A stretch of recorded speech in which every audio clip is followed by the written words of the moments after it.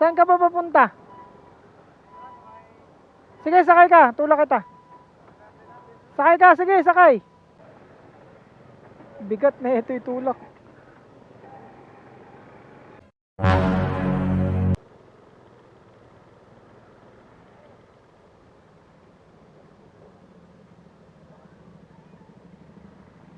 Nangyari kay kuya kaya? Kuya, ano nangyari dyan? Lobat? Saan ka pa papunta?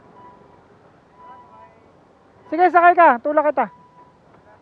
Sakay ka, sige, sakay. Sakay. Kanina ka pa nagtulak? Ha? Tumpa?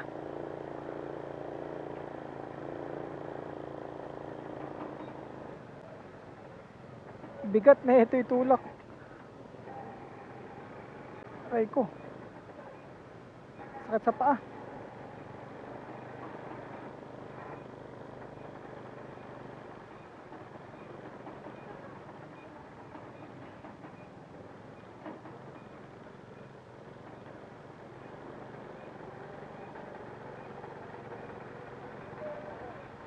Sige, sige. Diyan sa water station. Ayan. Kala ko may deliver ka pa eh. Ingat.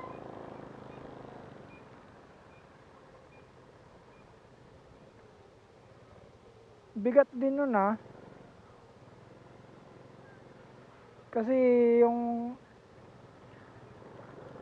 e-bike na dala niya is tricycle type. Kaya mabigat din siya itulak. Sakto masakit sa paa. Kasi kakagaling lang namin ng basketball kagabi. Sakit yung mga tuhod-tuhod ba. Kasukasuan. Tumatanda na. So yun, hanggang dito na lang mga boss. Maraming salamat. Napakasimpleng pagtulong lang ginagawa natin sa kalsada, pero malaking bagay yun sa lahat ng ating natutulungan. Kasi syempre, hindi na sila napapagod or kung ano man ang nangyayari sa kanila, kung nasisiraan sila, hindi na sila nagbabayad pag natutulungan natin sila sa kanilang mga problema, sa kanilang mga service. Kaso yung iba minsan pag di talaga natin kaya, tutulak lang natin sa motor shop. So yun, hanggang dito na lang. Maraming salamat po. Sana patuloy nyo pong i-like at i-share at mag-follow na rin po kayo sa ating FB page at mag-subscribe sa ating YouTube channel. At yun, hanggang dito na lang. Maraming salamat. God bless all. Bye bye.